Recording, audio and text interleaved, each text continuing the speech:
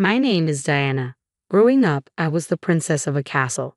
My parents, bless their souls, were wealthy beyond measure, but they instilled in me the value of money from an early age. Money talks, but wisdom listens, my dad would say. My mom insisted I learn how to budget before I even mastered spelling. Luxury was a fairy tale until it wasn't. At 12, a private jet crash turned my fairy tale into a stark reality. Overnight, my life of opulence vanished. My grandmother took me in, and we moved to a modest house far from the grandeur I was used to. It was a different kind of life where luxury was found in love and care, not material possessions. My inheritance was a distant promise, locked away till I turned 25. Under Grandma's guidance, I adapted, learned, and thrived. College was both my escape and my grounding. That's where Alex entered my life. He was as different from my world as one could imagine, a scholarship student with a heart of gold and a wit that cut through any pretense. We clicked in a way I never expected.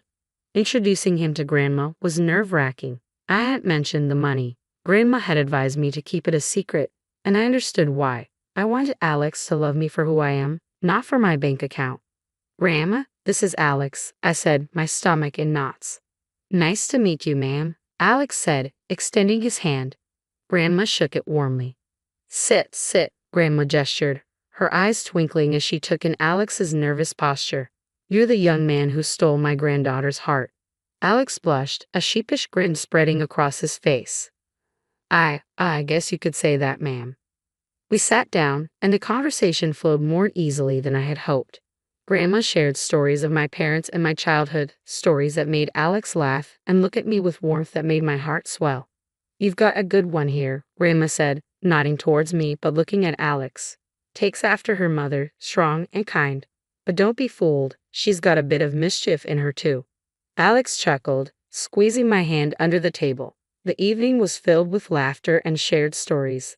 Alex fit into our world as if he had always belonged there. After helping Grandma with the dishes, I knew I had made the right choice bringing him into my life. As we left, Alex turned to me, his face serious. "Your grandma's amazing. Hearing about your parents and your life, I feel like I understand you more." I nodded, feeling a lump form in my throat. "I'm glad, Alex. There's a lot more to me than meets the eye." He smiled, pulling me into a hug. "I'm here for all of it, every layer. It doesn't matter what's in your bank account. It's you I care about." I hugged him back tighter than ever before. In that moment, I knew I could trust him, but I also felt the weight of the secret I was keeping, a delicate balance I hoped wouldn't tip over. The drive to Alex's parents' house was quiet, filled with a heavy silence. I could tell Alex was nervous, gripping the steering wheel tightly. "You sure you're ready for this?" I asked, trying to break the ice. "Yeah, just my mom can be a bit much. Don't take anything she says to heart," Alex said, his attempt at reassurance not quite reaching his eyes. The house loomed ahead, grand and imposing. As we pulled up, my stomach twisted into knots. This was it, no turning back now. We barely got through the door when Alex's mom, Gloria, made her entrance. Her eyes landed on me like laser beams, sizing me up in a way that made my skin crawl. "So this is the girl you've been hiding," she said, her voice as cold as the marble floors. "Mom, this is Diana," Alex began, but Gloria waved him off. "I know who she is. Come, let's sit. I've prepared some tea." Her command was not to be ignored, leading us into a living room that felt more like a showroom. As Gloria served the tea, she wasted no time. "I hear you were raised by your grandmother. Must have been quite a humble upbringing," she said, the word humble sounding more like an insult. I clenched my jaw, fighting to keep my cool.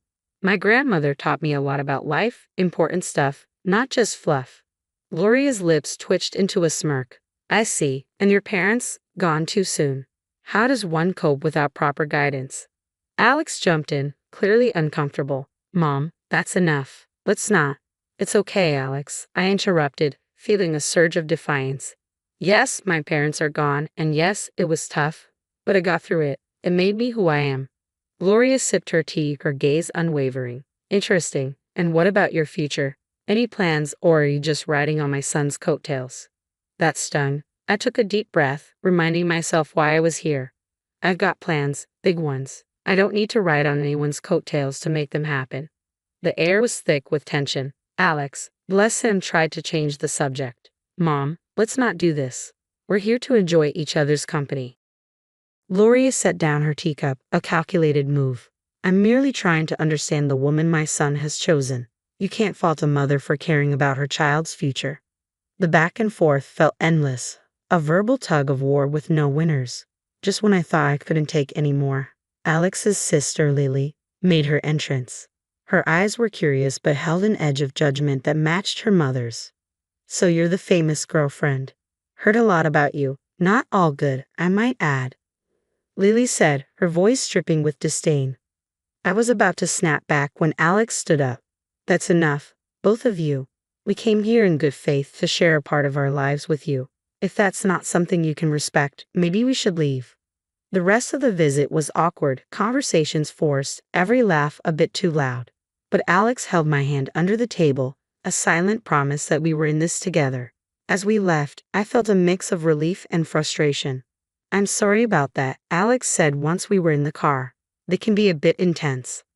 I sighed, watching the house lights fade in the rearview mirror. It's not your fault, but your mom and sister, there's something else. Alex chuckled, a sad sound. Yeah, they are. But hey, we survived, right? Survived and stronger, I agreed, leaning my head against the window. The night sky was clear, the stars shining bright. Maybe it was a sign, no matter how tough things got, there would always be a way through. But the warning came swift and sharp. At our next family meetup, Gloria didn't waste any time laying down the law. If you two are serious about getting married, we're getting a prenup signed, she declared, her eyes drilling into me as if daring me to object. I kept my cool, shrugged, and said, fine by me. I'm not after your son's money. Alex looked like he wanted to disappear. Once we were out of there, he was all apologies. My mom will get in our way, but I promise we'll be happy. The wedding planning went smoothly enough, but the big day was when the storm hit. Lily, drunk beyond belief, decided to make a scene at the reception. She staggered up with a glass in hand and slurred out accusations loud enough for everyone to hear. This one's a gold digger, she shouted. Doesn't know the first thing about our kind of life? Illiterate, trying to snag my brother's cash. After that, there were other antics, molesting guests and more things that aren't fit for decent society. My face flushed hot with anger and humiliation. Without a second thought, I pulled out my phone and called the police. This drama needed an audience, and I wasn't about to let Lily's outrageous performance go unchecked. The aftermath was a whirlwind of accusations and threats. Gloria vowed revenge, declaring that I had brought disgrace upon their family. You've made a mockery of us, she raged. The press will have a field day with my daughter's antics, thanks to you. Alex was torn, trying to mediate in a conflict with no room for neutrality. I could see the strain in his eyes, the way his shoulders sagged under the weight of his family's drama and his desire to keep us afloat. But I stood my ground. This wasn't just about me anymore. It was about drawing a line, refusing to let wealth or its absence dictate how I was treated. As the dust settled and the night grew quiet, Alex and I sat amidst the wreckage of what was supposed to be our happiest day. I'm sorry, he whispered, his voice heavy with unshed tears. I never wanted any of this. I took his hand, feeling the rough edges of our new reality. We'll get through this, I said, but things need to change. We have to set boundaries with your family. The vow we made that night wasn't just about staying together. It was about fighting for the respect we deserved, refusing to let old money or old grudges define our future. 2 years had passed since we said I do, and those vows felt heavier each day. Gloria had practically vanished from our lives, and honestly, I did miss her one bit. But it wasn't just her absence that marked those years. It was Alex's changing attitude that really drove a wedge between us. He started coming home late, if at all, with excuses about work that didn't quite add up. The warmth we once shared had cooled into courtesy, and then even that faded. The tipping point came one night when he threw his jacket onto a chair as if it had personally offended him and said something I never thought I'd hear. You know, I could have done better. I should have married someone with a bit more class, more in line with my circle. His words stung like a slap. I stood there, gobsmacked, wanting to scream and tell him about the fortune that was mine. But Grandma's voice echoed in my head, advising patience and urging me to see Alex for who he truly was. So, I swallowed the truth and the hurt, biting back tears. I thought maybe, just maybe, if we had a child, it might bridge the gap between us and remind him of the love that brought us together. One evening, I ventured, Alex, don't you think it's time we thought about having a baby? It could bring us closer. His reaction was like a cold shower.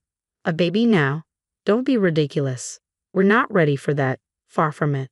His refusal wasn't just dismissive, it was laced with disdain, making it clear that what I wanted, what I thought could save us, was nothing but a foolish fantasy. Days turned into weeks, and those weeks into months of silence, living side by side but not together. Each rude remark and late night added another brick to the wall between us. I confided in Grandma, pouring my heart out over cups of tea that had gone cold before I could finish them. He's not the man I married, Grandma. I don't know if he ever was. She listened, her eyes sad but understanding. You can't make someone be who you want them to be, darling. Sometimes we see what we want to see until we can't ignore the truth any longer. Her words, though heavy, carried a sliver of relief. I wasn't crazy or asking for too much. I just wanted a partner, someone who saw me as an equal and respected me. But as the days passed, it became clear that Alex wasn't that person anymore, if he ever had been.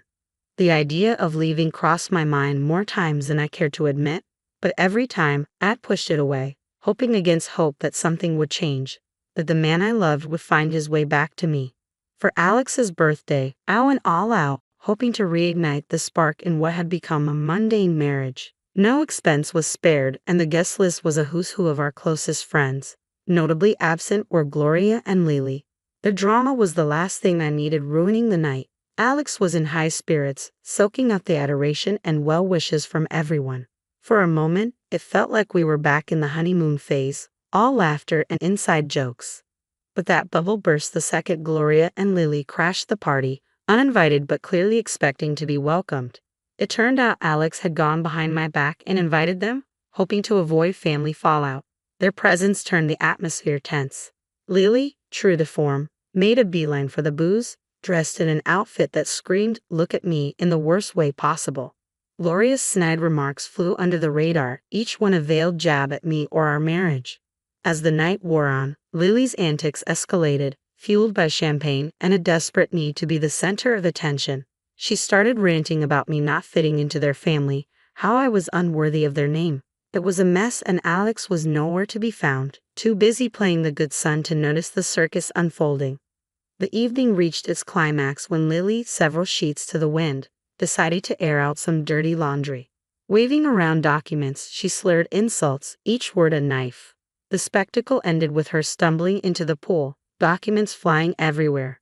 Everywhere I looked, scattered papers were strewn across the ground. My initial rush to gather them was driven more by curiosity than concern. As I pieced together the documents, my heart sank. They were divorce papers, signed by Alex. Each signature felt like a punch to the gut. I stood there, numb, as the reality of the situation hit me. The man I had vowed to spend my life with had decided our journey was over, without even a word to me. The party around me faded into a blur as I clutched the documents, Alex's signature glaring up at me, confirming what I'd hoped wasn't true. This wasn't just an unforgettable party. It was the end of everything I thought we had. In the chaos that followed the pool incident, I sought clarity. My heart pounded as I approached Alex, holding the soaked documents that had unveiled a truth I was unprepared for. "Alex, what's this about?" I demanded, my voice stronger than I felt, thrusting the divorce papers toward him. Before he could respond, his mother interjected, her smugness making my skin crawl. "Oh dear, looks like your little scheme didn't work out, did it? Alex is leaving you. You thought you could trap him with a baby for his money?" I stared at Alex, searching his eyes for any trace of the man I had married, but he couldn't meet my gaze. His silence was more revealing than any words. With resignation, I signed the divorce papers. They were now just a formality, the closing chapter of a book I no longer wished to be part of. As the dust settled, Grandma approached, her presence a calming force. She didn't need to say anything. Her eyes conveyed volumes of empathy, understanding, and unspoken support that bolstered my resolve. Then she decided to reveal the truth, not just to me, but to everyone present. "She doesn't need any of your money," Grandma declared, her voice steady and strong. "In a month, she turns 25 and will inherit a fortune far beyond what you could imagine. She's been raised to value people over wealth and seek out genuine connections rather than financial gain." The room fell silent, the weight of her words hanging in the air. Gloria's face shifted from smugness to shock, then to a desperate greed as she began to backpedal, her apologies transparent and insincere. Alex, too, seemed suddenly eager to rewrite the narrative, insisting his intentions were never to hurt me and that he was merely influenced by his mother. But it was too late. The veil had been lifted, revealing the stark reality of a relationship and the motivations behind it. I met their apologies with a quiet smile, not out of forgiveness, but out of an inner peace that came from understanding my worth independent of the wealth that awaited me. "You've shown me your true colors," I said, my voice imbued with newfound strength. "As for surprises, well, I've prepared another one for you." At that moment, a loud honk pierced the tension. Outside, a sleek luxury car rolled up to the gate, the one I had secretly bought for Alex as a surprise. The irony wasn't lost on me. I couldn't help but let out a bitter laugh as I excused myself, stepping outside to confront the final act of this drama. There it was, the epitome of luxury on four wheels, a symbol of the love I thought we shared, now just another piece in the game of pretense and betrayal. Without a second thought, I slid into the driver's seat, the leather cool and unyielding beneath me, much like my resolve. Grandma, ever my rock, joined me, her presence a silent testament to the strength and dignity that ran in our blood. Turning to face the house, I saw Alex and his mother at the door, their expressions a mix of confusion and awe. "Everything from now on goes through my lawyer," I called out, my voice clear and devoid of the warmth it once carried. "And don't worry about my stuff. I'll have a courier pick it up." Their faces, once smug and self-assured, now displayed a picture of realization and loss, not just of the wealth they coveted, but of the person they had underestimated. With that, I turned the key, the car's engine purring to life, a sweet sound that promised freedom and new beginnings. Grandma and I shared a look, a silent agreement that this was the first step toward a future unburdened by deceit and manipulation. After the revelations and dramatic exits, the air seemed clearer, as if the truth had not only unveiled the greed and deceit, but also cleansed the path ahead. It wasn't long before the first test of my newfound resolve arrived. Via phone call, the shrill tone sliced through the calm. On the other end was Lily, her voice dripping with an unfamiliar sweetness. "Hey, I just wanted to clear the air between us. We're practically the same age, right? We could be friends." I couldn't help but let out a short, disbelieving laugh. The contrast between her sugary tone and her usual disdain was stark. "Friends?" I echoed the word, feeling it foreign. "You mean like how friends don't badmouth each other at parties or try to humiliate them in front of everyone?" There was a pause, as if she was scrambling for a response. "Well, you know, water under the bridge and all that," she attempted weakly. "Water into the pool, you mean?" I shot back, unable to resist the jab. The silence that followed was telling. It was clear my refusal to play along had derailed her plans. "Fine, be that way," she snapped, her veneer of niceness crumbling away. "You'll regret this." I hung up, feeling a mix of amusement and sadness. It was a stark reminder of the facades people wear and the lengths they'll go to when faced with the consequences of their actions. The temptation to retaliate was strong, a nagging thought in the back of my mind. I posted a video of her falling into the pool on social media. It went viral like wildfire. Within an hour, thousands had liked it. My sister-in-law had become an internet sensation. She tried to call me, demanding I take it down, but I blocked her. I was done with her fake sweetness and nasty attitude. A week later, my phone rang with a number I knew all too well. It was Gloria, her voice unnaturally sweet as she offered an olive branch. "Can't we reconcile for Alex's sake? Let's put the past behind us." "No, Gloria," I replied, firm but not unkind. "That ship has sailed. I wish Alex well, but our paths are diverging. I'm looking forward, not back." Not long after, Alex made his own attempts at reconciliation. One morning, I found a bouquet of flowers on my doorstep, the card bearing a simple "I'm sorry. Please come back" message. The sight of them sparked more anger than affection. Without a second thought, I tossed them into the trash. His efforts didn't stop there. He tried to visit, showing up unannounced, hoping to talk things through. But I wasn't the same person he had left behind. His presence, once a source of comfort, now felt like an intrusion. One evening, as he made yet another uninvited appearance, I met him at the door with a resolve as hard as steel. "If you don't stop this, I'm going to the police," I warned, my voice steady and firm. "Your apologies can't undo what's been done. It's over, Alex. Really over." The gravity of my words seemed to finally reach him. His shoulders slumped, and with a final lingering look, he turned and walked away. That was the last I saw of him. In the time that followed, I threw myself into charity work. It became my passion and purpose. Helping those truly in need and connecting with people who valued kindness over wealth brought me a joy I hadn't known was missing. Living with Grandma, I found peace in our quiet routine. We'd sit and plan our next project, our next way to make a difference. It was during these moments that I realized this was where I was meant to be. I had no illusions about the road ahead. It would be fraught with challenges and perhaps heartaches. But I also knew it would be filled with joy, moments of unbridled happiness, and a kind of love that enriches the soul. And so, I live my life looking forward, not back. I work, I help, and I hope. I believe in a future where I'll find true love, not defined by wealth or status, but by genuine connection. And yes, one day, I'll have those 3 beautiful children I dream of. For now, I'm content, building a life of purpose surrounded by love that doesn't ask for anything in return.